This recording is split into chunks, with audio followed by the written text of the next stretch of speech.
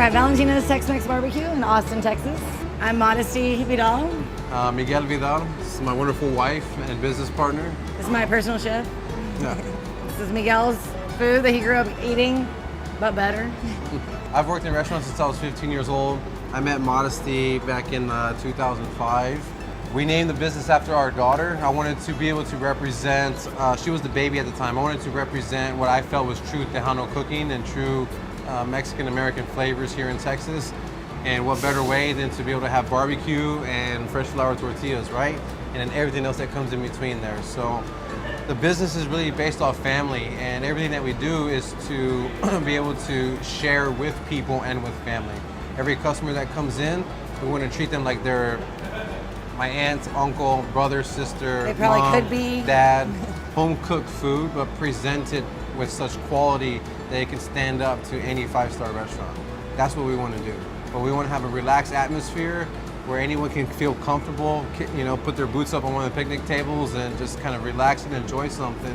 What we're trying to do with the food is put some, like the love and attention and detail into it, so that when you are eating the food, it can take you back to a time that it reminds you of something special. My brother has become our lead pit master now. He's been with me since the beginning, so 6 years. My sister is Head prep cook over she here. works. Runs the prep She kitchen works every basically. day, almost maybe 6.5 days a week. And then she babysits our kids too. I do have another sister that will help out from time to time. She mostly She lives is. like 2 minutes away from us. She's so- mostly involved with helping out with family stuff, watching our kids, or doing caterings and events. And I have 2 cousins that have worked here for 5 years plus, and they are all involved with the barbecues because even though they had very little to zero restaurant experience coming in, they know the flavor and profiles I'm trying to push out based off my family's cooking. We source our meat from Jourrney Ranch, which is right outside Waco in Stephansville. And you know, we've worked with these guys to be able to have, you know, a never ever, which means an all natural brisket that's grass fed. We're using prime briskets. Most of their Angus cows are actually graded closer to prime. It's important to me to know how a cow is living and how what it's fed. So we use 100% mesquite wood, right? In Central Texas here, it's typical to use post oak or oak. I think it gives us a distinct flavor. I think when you're thinking about Mexican food or South Texas food, and you're thinking about asadas or grilled meats or whatever, the al carbon kind of style, you're thinking of like hot, the grill, the smoke, the fire, right? And those flavors, when we add it to our barbecue, it kind of, it blends those two together, and it brings that flavor out. So those flavors you're getting from the asadas or carbons, when you do a long cook with the brisket, you're gonna have those elements there too. And that's the flavor I'm going for. So we use offset pits. We don't do reverse flow. There's like pits that are offset, but they're also reverse flow. No, we have this continuous flow going through here. We use 3/4 inch steel. This pit right here is a 36-inch barrel. The mesquite wood, we want to burn a lot and be able to have coals so it can not be over smoked and continue to burn. So I like the space in a room in there, and it does burn hot, so I don't really need to have an insulated firebox. So right now these don't have anything on them. We're gonna get ready to load them up with our brisket. We fit about 1, 2, 3 briskets here. We'll do about 21, 22 briskets on here. These are our whole chickens. They cook for about 4 hours, 3.5 to 4 hours on the chicken. When we're cooking these whole chickens, we're gonna look for a crust to start developing again. And you're gonna see some of the juices are naturally coming out. These should be pushed over actually just a little bit more.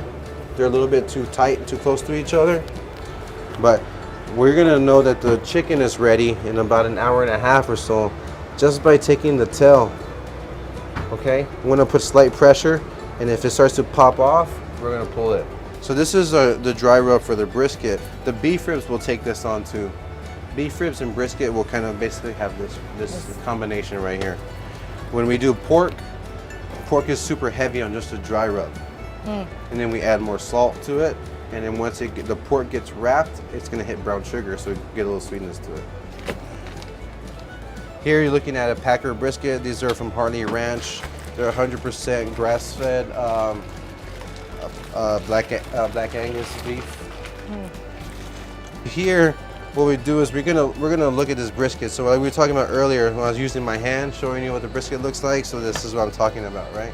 Flat, point, the deco right in here. You have the fat. This fat's never gonna really render out as much, but I also might trim out a little bit more than most people. So I'm going for some aesthetics and stuff too, right here. Now this fat will just kind of sit inside the brisket and never render out. So I'm gonna clean some of this out. And as I'm creating my cuts here, I'm gonna start creating the line to be able to have a 1/4 inch thick. We're gonna look for about a 1/4 inch right here and go about 1/2 inch on the fat side. We just ate it. This is from the deco without the bottom part. This is, in my opinion, Yes, like just the the top. 2 best pieces of brisket that you can get.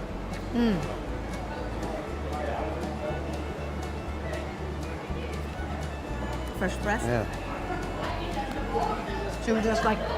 This is our answer. This is our answer to white bread. It's a good answer. In the barbecue, you know. It's very hard to answer back. In the barbecue. Yeah. This can be eaten just like this and stand on its own. That's my goal. White bread, meat, tortilla. Yeah, That's my. but it's a good tortilla and really good meat, you know, right? And so then these elements here, right, when we pair together, are to just kind of enhance the flavors and work well together and balance each other out, not to mask. This is what we normally serve sausage with. We take our mesquite, we make a habanero mustard here. So we take our mesquite smoked barbecue sauce. We smoke our barbecue sauce for like 6 hours. So it's very easy. It's ketchup, vinegar, Worcestershire. You make the sauce first and then you smoke it? So we you can't smoke like it. cold smoke it? Yeah, it'll go about 6 hours. So what we're looking at right here, look at the nice little 1/4 inch of the fat. So all the love goes in before trimming, right? Yep. To kind of create this nice consistency here through each slice. So this is my opinion, right? Off the deco, some of the best slices that you'll get, even if you want to call burnt ends or whatever. But this stuff usually we mix and chop in our tacos, so it has some bark in the tacos. And this is just what's left from the meat that you kind of dug from in between the 2 pieces, right?